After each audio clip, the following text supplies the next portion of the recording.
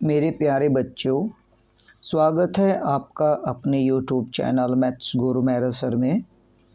और प्यारे बच्चे, ये मेंसुरेशन की आज 5वीं क्लास है। और यदि बात करते हैं हम 3D से क्वेश्चन की, आयतन से संबंधित जो क्वेश्चन बनते हैं उसकी यह हमारी दूसरी क्लास है। और प्यारे बच्चे, मैं आपको बता देता हूँ, यहाँ से आपके बहुत महत्वपूर्ण क्वेश्चन बनते हैं और किसी भी परीक्षा में ये एक निर्णायक साबित हो सकता है आप लोगों के लिए। और यदि इन क्वेश्चनों को आप अच्छे से सीख लेते हैं, एक मेथड जो मैंने अभी कल की वीडियो में मैंने बताए हैं सूत्र, आप उन सूत्रों को याद कर लीजिएगा वहाँ से। और प्यारे बच्चे, इन क्वेश्चनों को करने के लिए आपको सूत्र बहुत ज़रूरी हैं, आप उन सूत्रों को याद कर लें। और प्यारे बच्चे, ये क्वेश्चन देख लेते हैं। पहला क्वेश्चन आपके सामने दिया हुआ है। एक आयताकार प्लाट की लंबाई 25 मीटर है तथा चौड़ाई 20 मीटर है। इस प्लाट के अंदर 5 मीटर लंबा और 8 मीटर गहरा और 4 मीटर चौड़ा एक गड्ढा खोदा गया और निकाली गई मिट्टी को शेष भाग पर फैलाया गया, तो मिट्टी का स्तर कितना ऊंचा उठ जाएगा। देखो प्यारे बच्चे, मैं बता देता हूं, इसका एक चित्र मैं आपको बना के देख लेते हैं। तो ये देख लेते हैं, ये एक आयताकार आपका प्लाट है और इसके अंदर कहीं पर भी एक ये वाला आप कह सकते हैं, कहीं पर भी आप कह सकते हैं, जिसकी लंबाई ये अगर पूरे प्लाट की बात करते हैं तो लंबाई है 25 और चौड़ाई है 20 मीटर। यदि हम पूरे क्षेत्र की बात करते हैं, ये पूरे मैदान की यदि हम बात करते हैं, इसका क्षेत्रफल निकाल लेते हैं। 25 गुणा 20, 25 और गुणा आप कर लेते हैं 20, तो आ जाता है 500 वर्ग सेंटीमीटर या वर्ग मीटर। अच्छा, और 8 मीटर गहरा, 4 मीटर चौड़ा और 5 मीटर लंबा। यदि हम बात करते हैं इसकी 8 मीटर और 5 मीटर और जिसकी गहराई है, यदि हम बात करते हैं इसके अंदर की गहराई की बात करते हैं, तो वो दी हुई है आपकी 8 मीटर, लंबाई इसकी दी हुई है 5 मीटर और चौड़ाई 4 मीटर और गहराई, अर्थात इसका आप पहले क्षेत्रफल निकाल लेते हैं, लंबाई और चौड़ाई। तो इसका क्षेत्रफल आप पहले निकाल लेते हैं। यदि हम क्षेत्रफल की बात करते हैं, देखो क्षेत्रफल में यदि आप हाइट की मल्टीपल कर देते हैं, गहराई की मल्टीपल कर देते हैं, तो आयतन निकल के आ जाएगा। और जब भी आप कहीं की मिट्टी निकाल कर एक मैदान पर फैलाते हैं, कहीं पर फैलाते हैं, तो दोनों के आयतन आपको इक्वल रखने होते हैं। तो जो शेष आयतन है आपका, इस वाले क्षेत्र का आयतन पहले आप निकाल लेते हैं। तो इसका गड्ढे की जो लंबाई है वो आपकी दी हुई है 5 और चौड़ाई दी हुई है आपकी 4। यदि हम इसके क्षेत्रफल की बात करें, 5 और 4 कर लेंगे मल्टीपल, 5 चौक 20, और इसमें से आप 20 मीटर घटा लेंगे तो 480 इस मैदान का क्षेत्रफल आ जाएगा। और यदि हम इसमें हाइट की मल्टीपल कर दें, यदि आप इसमें हाइट की मल्टीपल कर दें तो ये क्षेत्रफल आयतन में बदल जाएगा। और यहाँ पर भी आप आयतन ले लेते हैं, गड्ढे का आयतन, लंबाई गुणा चौड़ाई और गुणा गहराई, कितनी गहराई तक, 8 मीटर तक। तो लंबाई है 5, चौड़ाई है 4 और गहराई है 8। तो यहाँ से हाइट आपकी निकल जाती है, यानी कितनी ऊंचाई तक इसका स्तर बढ़ जाएगा। तो आप कह सकते हैं 5 गुणा 4 गुणा 8 और बटे में आ जाएगा 480। ये इसके बीच में गुणा का चिन्ह। तो 8 से डिवाइड करते हैं, 8 छिंग 48 अर्थात 60 आ जाता है। और यदि बात करते हैं इसकी 4 पंजे 20 और 20 से डिवाइड करेंगे आप 3 बार, अर्थात इसकी जो हाइट आपकी बढ़ जाती है 1/3 मीटर इसकी हाइट बढ़ जाएगी। अर्थात इसका जो मैदान का क्षेत्र बढ़ जाएगा 1/3 मीटर बढ़ जाएगा इसकी हाइट, इसका स्तर 1/3 मीटर बढ़ जाएगा। नेक्स्ट क्वेश्चन देख लेते हैं। क्वेश्चन है आपका, एक आयताकार प्लॉट जिसकी लंबाई दी हुई है 240, चौड़ाई है 180। प्लॉट के अंदर चारों ओर 10 मीटर चौड़ी खाई बनाई गई है और इससे निकाली गई मिट्टी को शेष भाग पर फैलाया गया है, जिससे उसका स्तर 25 सेंटीमीटर की वृद्धि हो जाती है। तो आपको बताना है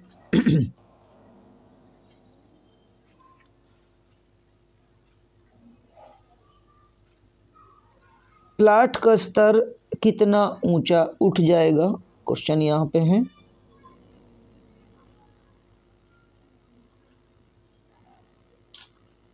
प्लॉट का स्तर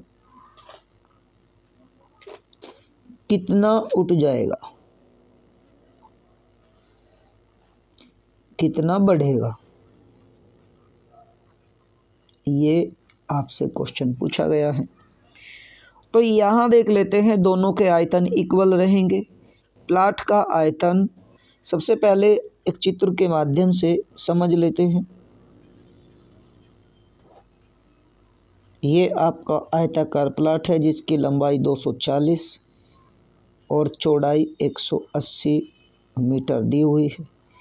इसके अंदर ठीक बीचों बीच ऐसे एक गहरी खाई खोदी गई है जिसकी लंबाई चौड़ाई 10 मीटर दी हुई है।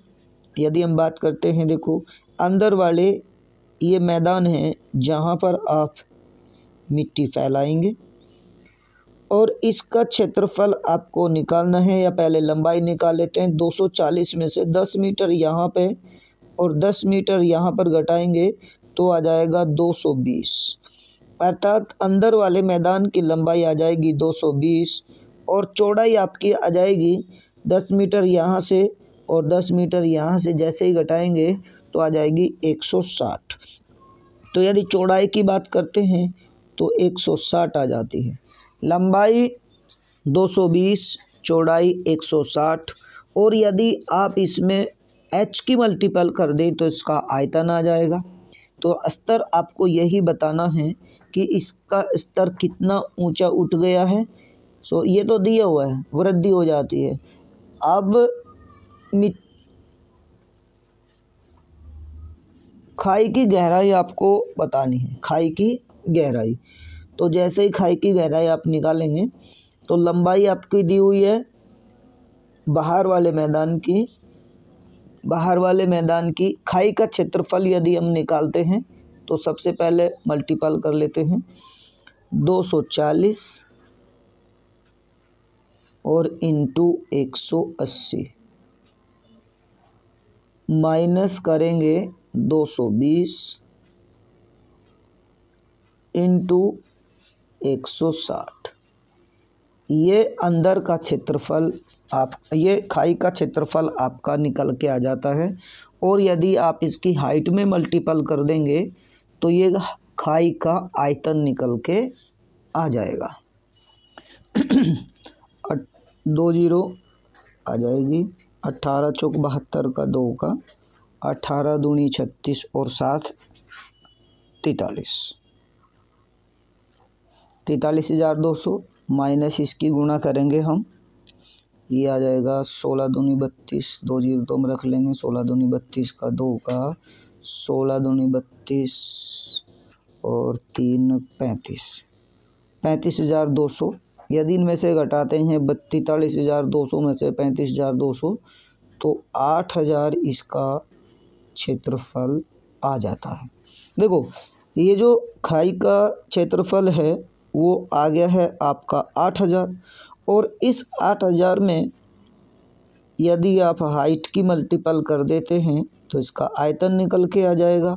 और इक्वल में आप रख लेंगे आयतन लंबाई गुणा चौड़ाई और गुणा ऊंचाई, अर्थात इस प्लॉट के अंदर का जहाँ पर मिट्टी फैलाई गई है उसकी लंबाई है 220 चौड़ाई है आपकी 160 और स्तर बढ़ गया आपका 25 सेंटीमीटर।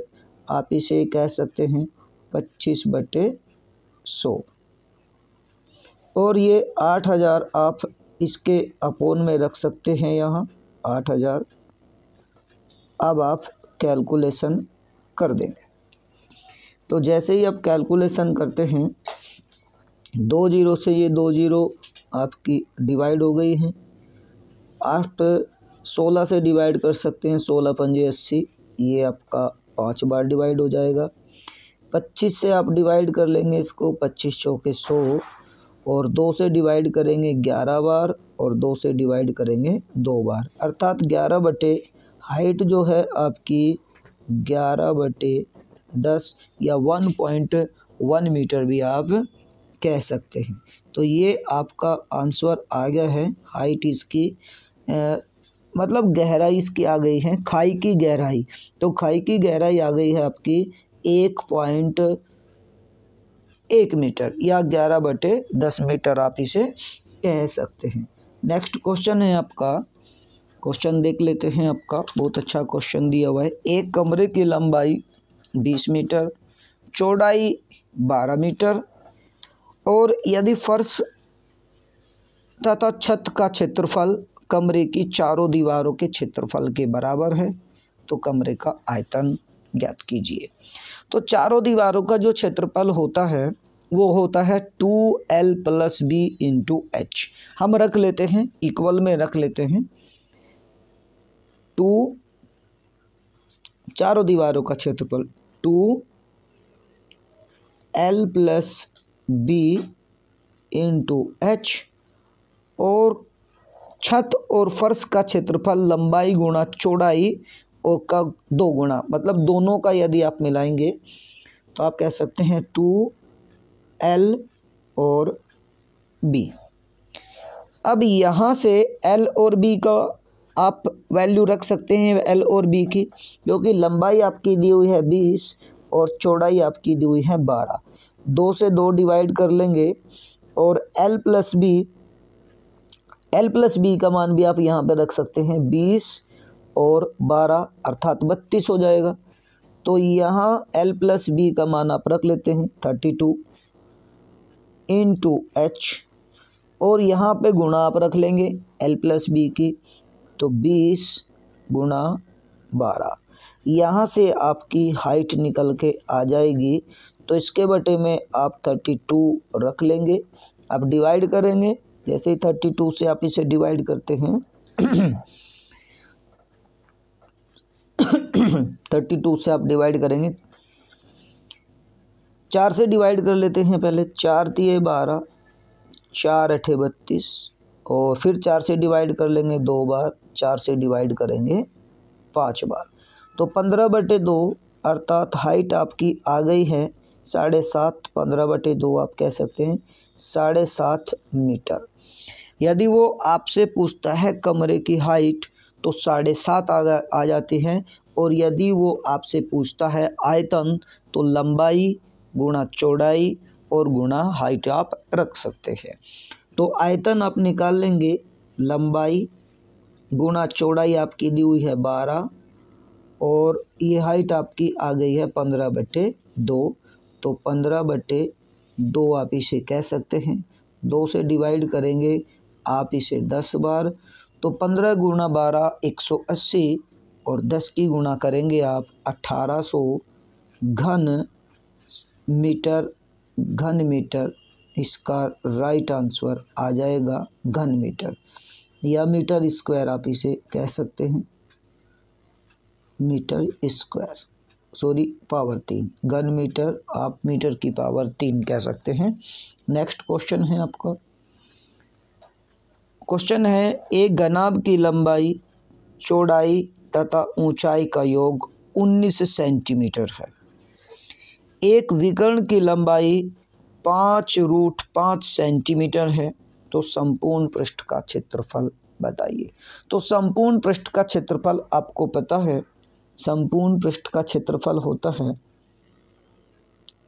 संपूर्ण पृष्ठ का जो क्षेत्रफल है यदि हम संपूर्ण पृष्ठ के क्षेत्रफल की बात करते हैं 2L प्लस बी प्लस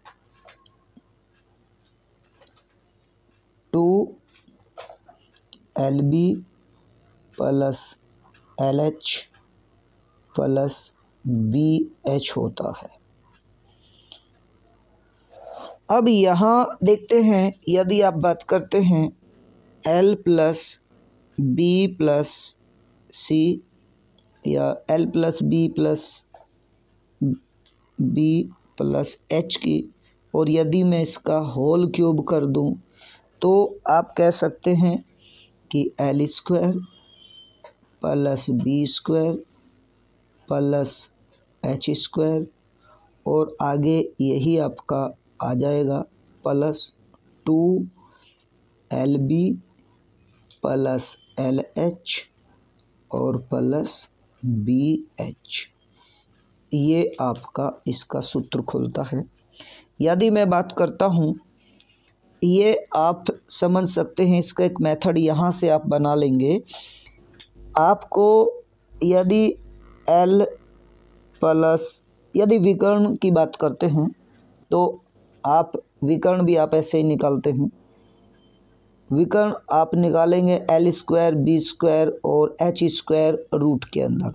यदि मैं यहीं पे इसका स्क्वायर कर दूं तो आप इसके संपूर्ण पृष्ठ का क्षेत्रफल एक छोटे से मेथड से भी आप निकाल सकते हैं। यहाँ पे आप मान रख लेंगे तो भी यहाँ से मान निकल के आ जाएंगे, L square B square H square, इसका संपूर्ण पृष्ठ का क्षेत्रफल। यदि मैं इसमें से ये घटा दूं तो ये ही आपका निकल के आ जाएगा। अर्थात यदि मैं इसके विकर्ण के स्क्वायर में से, यदि विकर्ण के स्क्वायर में से मैं घटा लेता हूँ, यदि a plus B plus H के स्क्वायर में से हम विकर्ण का स्क्वायर घटा लेते हैं तो संपूर्ण पृष्ठ का क्षेत्रफल भी आ जाएगा। या हम विकर्ण बराबर ये कह सकते हैं, विकर्ण बराबर L square plus B square plus H square और बराबर संपूर्ण पृष्ठ। ये आपका संपूर्ण पृष्ठ आ गया है। तो आप इसे कह सकते हैं संपूर्ण पृष्ठ का क्षेत्रफल। तो ये दिया हुआ है 19, तो आप सीधा 19 का स्क्वायर कर लेंगे 361, और यदि आप इसमें से विकर्ण का स्क्वायर घटा लें तो आपका संपूर्ण पृष्ठ का क्षेत्रफल आ जाएगा। तो संपूर्ण पृष्ठ का क्षेत्रफल की बात करते हैं, ये स्क्वायर हो जाएगा। संपूर्ण पृष्ठ के क्षेत्रफल की बात करते हैं तो ये आपका आ जाएगा, ये इसका विकर्ण घटाने पर 5 पंजे 25 और 25 पंजे 125, जैसे ही आप इसमें से लेस करते हैं तो आपका संपूर्ण पृष्ठ का क्षेत्रफल पे निकल के आ जाएगा 236 वर्ग सेंटीमीटर। यदि आप इसे पूरा डिटेल में करना चाहते हैं तो यहाँ इस मेथड में मान पुट कर दीजिए, नहीं तो आप इसे शॉर्ट मेथड से कर सकते हैं। आप यहाँ से देख सकते हैं, क्योंकि इसका विकर्ण निकलता है L square plus B square plus H square, और यदि आप इधर से इसे घटा लेंगे L प्लस बी के होल स्क्वायर में से, यानी मैं ये भी कह सकता हूँ, यहाँ पे बात करते हैं कि L square L plus B plus H के होल स्क्वायर में से आप क्या घटा लेंगे, L स्क्वायर माइनस आ जाएगा, minus L square plus B square और प्लस एच स्क्वायर, और ये रूट के अंदर हो जाता है। तो इसका संपूर्ण पृष्ठ का क्षेत्रफल, क्योंकि ये रूट के अंदर ही दिया होता है, आप इसका वर्ग करेंगे तो L स्क्वायर बी स्क्वायर और एच स्क्वायर निकल के आ जाएगा। तो ये मेथड आपका बन जाता है। आगे देख लेते हैं नेक्स्ट क्वेश्चन।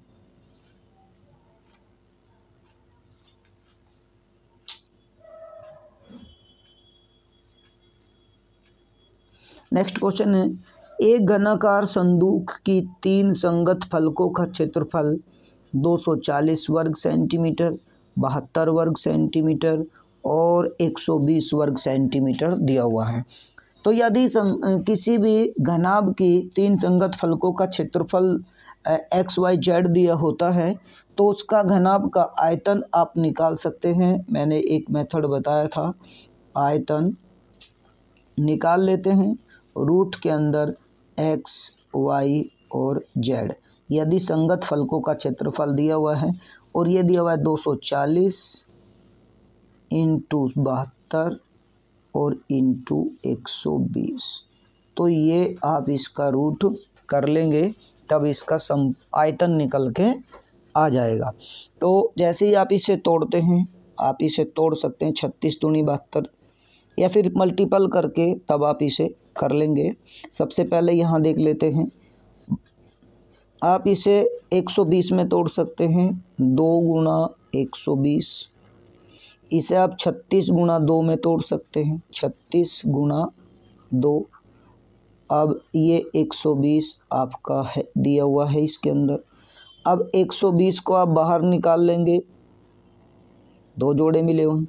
अब आप 2 को बाहर निकाल लेंगे, गुणा 2। अब गुणा 6 को भी आप बाहर निकाल लेंगे। अब आप इनकी मल्टीपल कर देंगे तो इसका आयतन निकल के आ जाएगा 12, 6 दूनी 12, 12 144, 14,400 नहीं 1,440 वर्ग सेंटीमीटर। ये इसका राइट आंसर हो जाएगा। नेक्स्ट क्वेश्चन देख लेते हैं। क्वेश्चन है आपका, एक घन की प्रत्येक भुजा की लंबाई 12 सेंटीमीटर है तो घन का वक्र पृष्ठ का क्षेत्रफल, और आपको पता है घन का वक्र पृष्ठ का क्षेत्रफल क्या होता है। घन का वक्र पृष्ठ का क्षेत्रफल होता है 4 गुणा भुजा स्क्वायर। वक्र पृष्ठ के क्षेत्रफल की यदि हम बात करते हैं, वक्र पृष्ठ का क्षेत्रफल होता है 4 गुणा ए स्क्वायर, आप इससे भुजा स्क्वायर कह सकते हैं। तो यहाँ यदि मैं वक्र पृष्ठ के क्षेत्रफल की बात करता हूँ तो 4 गुणा भुजा है आपकी 12 अर्थात 144, और 144 की आप 4 में मल्टीपल कर देंगे तो आ जाएगा 576 वर्ग सेंटीमीटर। इसका ये वक्र पृष्ठ का क्षेत्रफल हो जाता है। यदि मैं संपूर्ण पृष्ठ का क्षेत्रफल की बात करता हूँ तो संपूर्ण पृष्ठ का मेथड होता है 6a स्क्वायर, और वक्र पृष्ठ होता है वक्र पृष्ठीय क्षेत्रफल होता है आपका 4a स्क्वायर। ये आपको याद रखना है। संपूर्ण पृष्ठ पूछता है तो 6 स्क्वायर कर लेते हैं, और वक्र पृष्ठ यदि पूछता है तो 4a स्क्वायर यानी भुजा स्क्वायर आप कर लेंगे। नेक्स्ट क्वेश्चन है आपका कि एक घन की प्रत्येक भुजा 5 सेंटीमीटर है तो घन का संपूर्ण पृष्ठ का क्षेत्रफल, और संपूर्ण पृष्ठ का क्षेत्रफल 6a स्क्वायर होता है। अर्थात आप यहाँ पे कर लेते हैं 6 इंटू a स्क्वायर मतलब 25, और 25 की गुणा 6 में करेंगे 150 घन सेंटीमीटर।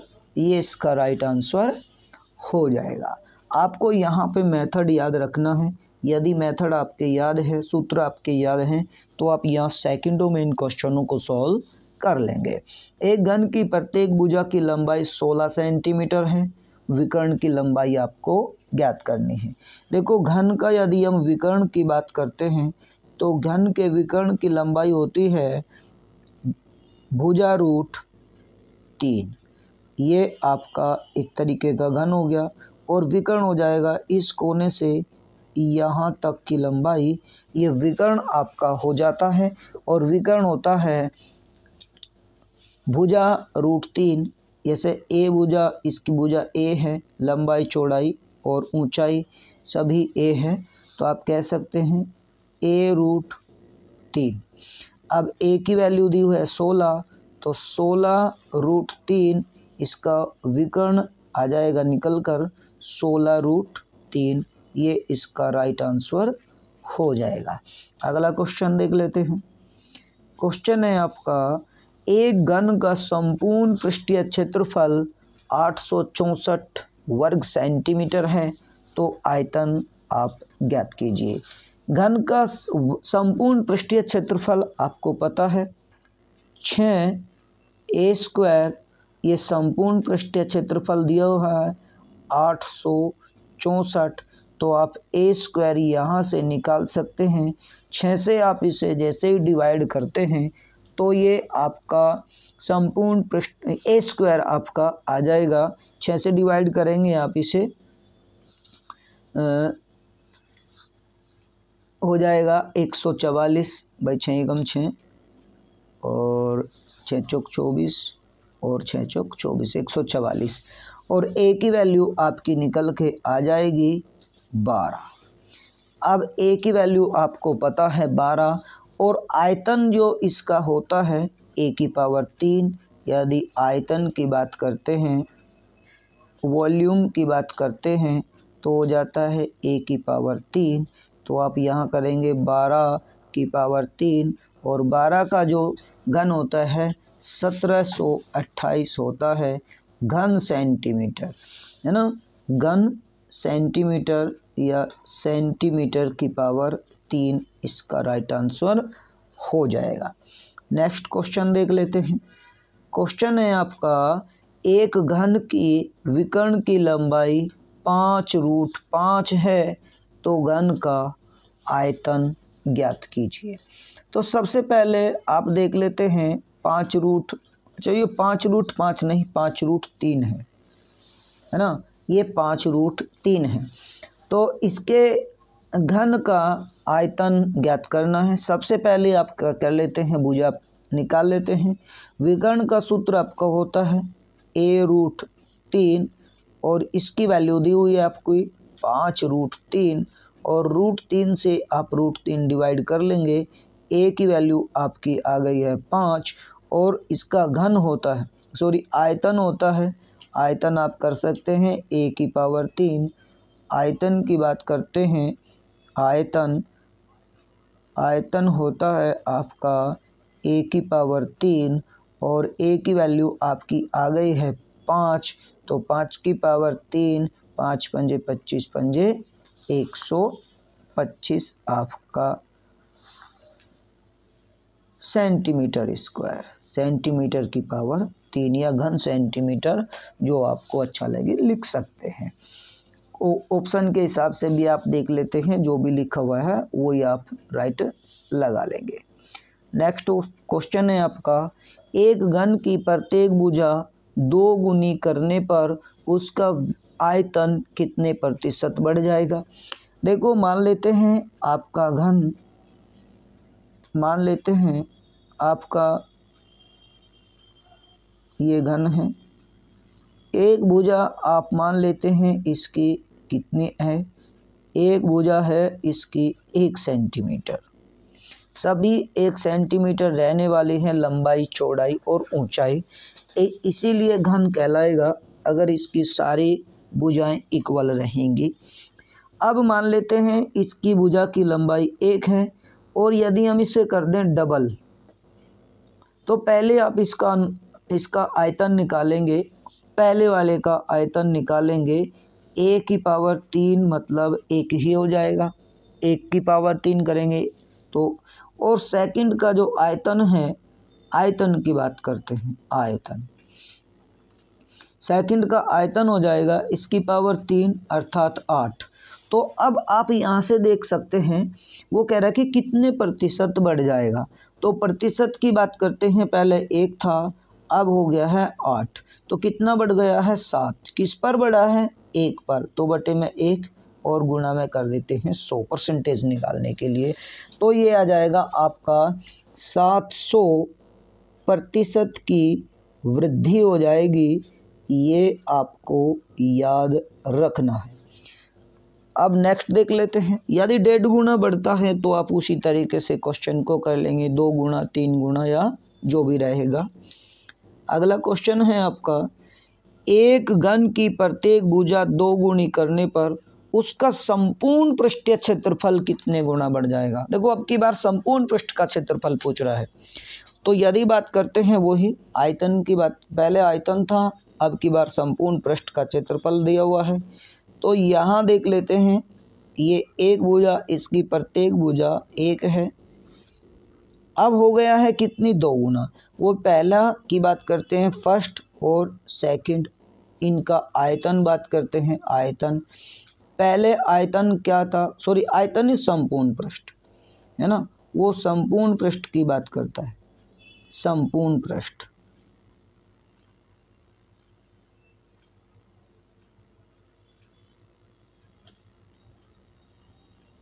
संपूर्ण पृष्ठीय क्षेत्रफल, और ये संपूर्ण पृष्ठीय क्षेत्रफल इसका कितना हो जाएगा, संपूर्ण पृष्ठ का क्षेत्रफल होता है A 6 भुजा स्क्वायर, अर्थात ये हो जाएगा 6 गुणा 1 स्क्वायर, ये हो जाएगा 6 गुणा 2 स्क्वायर।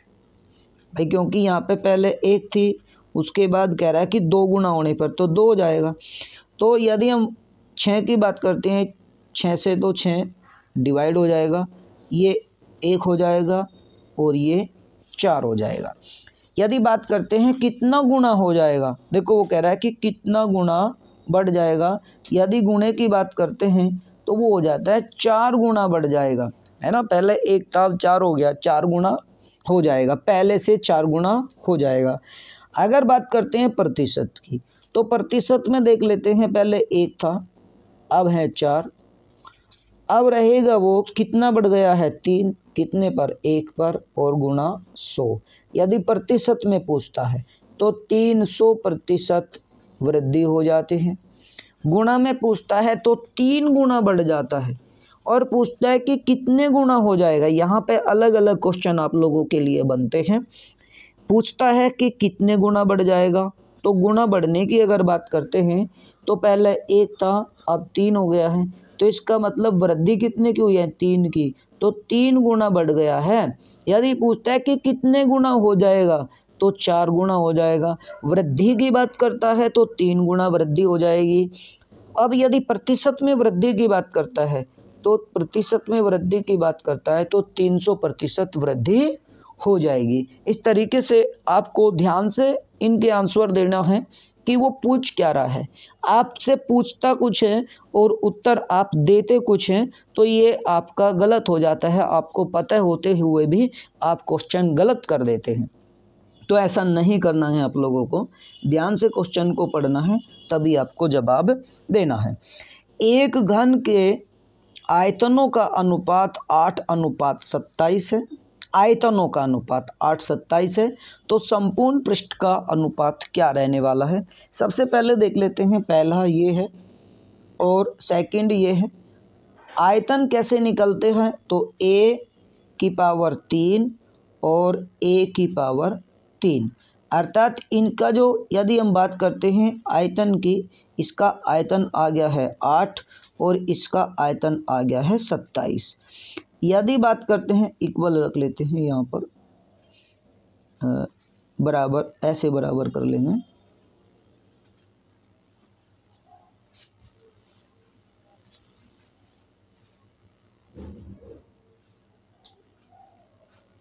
इक्वल की बात करते हैं।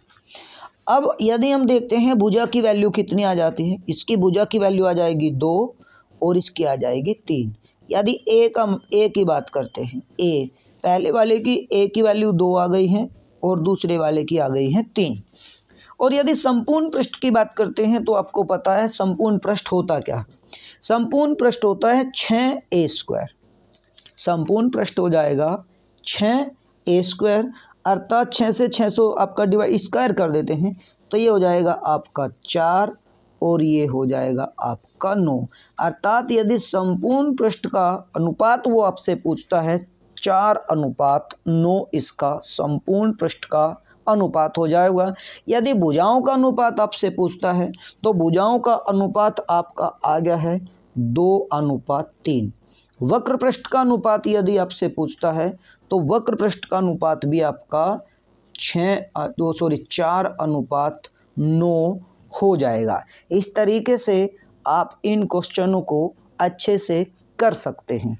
तो उम्मीद करता हूं कि यहाँ तक आप लोगों को क्वेश्चन अच्छे से समझ आ रहे होंगे। अभी आगे और भी कुछ क्वेश्चन हैं, और यदि यहाँ तक आप लोगों को ये क्वेश्चन अच्छे से समझ आ रहे हैं तो आप वीडियो को लाइक कर दीजिए, और जो चैनल पर नए हैं तो चैनल को सब्सक्राइब जरूर कर लीजिएगा। आगे क्वेश्चन देख लेते हैं। क्वेश्चन है आपका, एक घन तथा इसमें पूरी तरीके से फिट होने वाले गोले का आयतन का अनुपात क्या रहने वाला है। एक घन, ये आपका घन है और इसके अंदर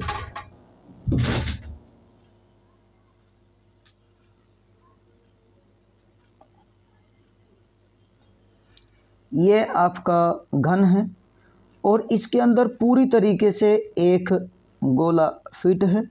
यहाँ पर ऐसे एक चारों भुजाओं से मिलता हुआ एक गोला फिट है।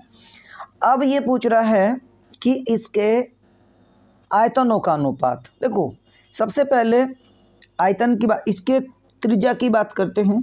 त्रिज्या की, तो त्रिज्या इसकी जो बात करते हैं, जो इसकी भुजा है उसकी त्रिज्या उसकी हाफ हो जाएगी। इसकी ए मान लेते हैं और इसकी त्रिज्या हाफ हो जाएगी, है ना भाई। यहाँ से अगर हम बात करते हैं इसकी, तो इसकी जो चौड़ाई है या ए भुजा है, यदि इसकी त्रिज्या हो जाएगी हाफ A/2, या फिर हम इसे मान लेते हैं 2A, तो ये हो जाएगी आपकी A। तो A की वैल्यू रहेगी ये और R की वैल्यू हो जाएगी आपकी A/2। यदि हम इसे 2A मान लेते हैं तो R की वैल्यू 2 हो जाती है। यदि इसका व्यास ये पूरा मान लेते हैं 2A, तो ये हो जाती है A। अब आप किसी तरीके से मान सकते हैं, मैं A और A/2 मान लेता हूँ, ठीक है ना। अब देख लेते हैं इनका अनुपात। तो इनका अनुपात आ जाएगा A² अनुपात 4/3 इंटू पाई। भाई आयतन ले लेते हैं। इसका आयतन का सूत्र, ये आपके घन का आयतन होता है A⁴ ले लेते हैं यहाँ पे, है ना। पाई R², और R की वैल्यू आपको पता है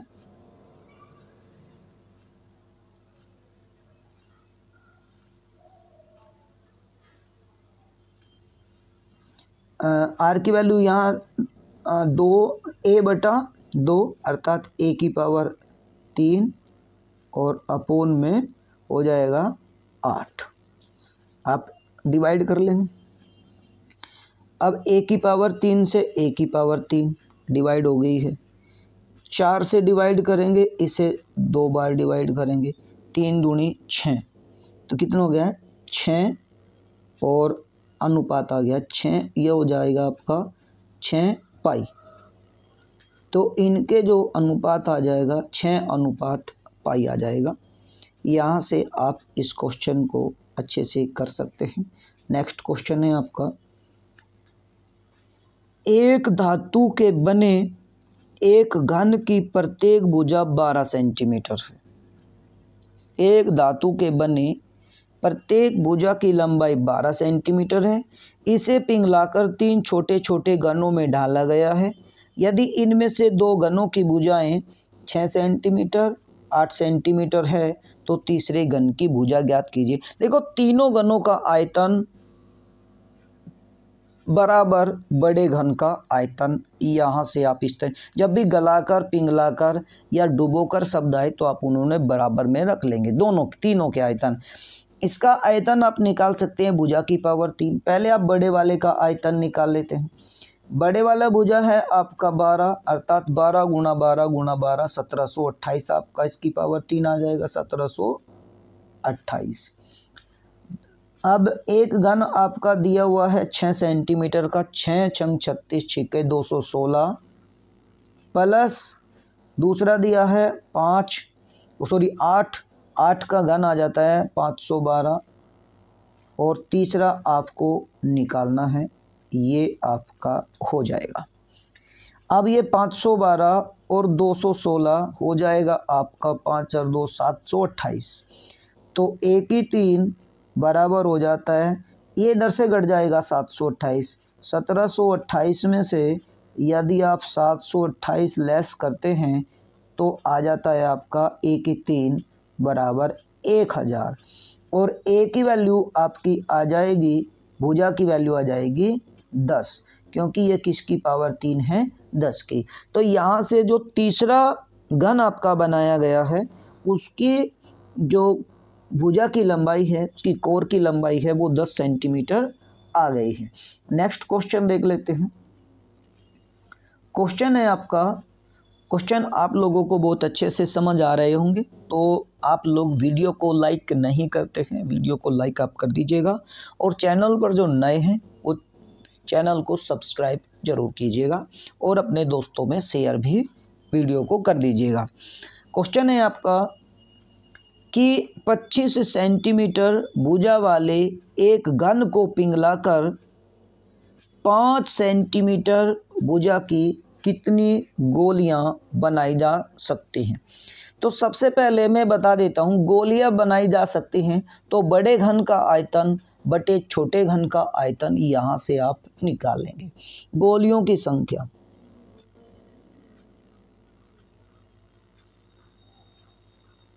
गोलियों की संख्या, यदि गोलियों की संख्या आप निकालते हैं तो बड़े घन का आयतन ए की पावर 3 और यहाँ इसकी पावर 3 आप कह सकते हैं, या कह सकते हैं 25 इंटू 25 और इंटू 25, या इसकी पावर 3 भी आप कह सकते हैं। और छोटे का है 5, 5 और 5, 5 से डिवाइड करेंगे 5 बार और इस 5 से फिर डिवाइड कर लेंगे और इस 5 से डिवाइड करेंगे 5 बार, 25 पंजे 125 छोटी छोटी गोलियां बनाई जा सकती हैं। तो आपका आंसर आ गया है 125 गोलियां। तो उम्मीद करता हूं कि ये क्वेश्चन आप लोगों को अच्छे से समझ आ गए होंगे। इस वीडियो को आप एक बार फिर देखिएगा, क्योंकि यह क्वेश्चन आप पहली बार आप पढ़ रहे हैं, यदि आप दूसरी बार भी पढ़ रहे हैं कोई प्रॉब्लम की बात नहीं है, आप अच्छे से समझ लिया है तो कोई प्रॉब्लम नहीं है। यदि समझ में नहीं आए हैं, कम समझ में आए हैं, तो एक बार इस वीडियो को दोबारा से फिर देखना और इनको अपने आप कोशिश करना। और पहले इस वीडियो से पहले आपको एक वीडियो और बनाई गई है, वहाँ पे आप जाके इनके सूत्र अच्छे से देख लेना और सूत्रों को खूब अच्छे से याद करना है, तब आप इन क्वेश्चनों को अच्छे से कर पाएंगे। तो मिलते हैं नेक्स्ट वीडियो के साथ, तब तक के लिए नमस्कार, धन्यवाद दोस्तों।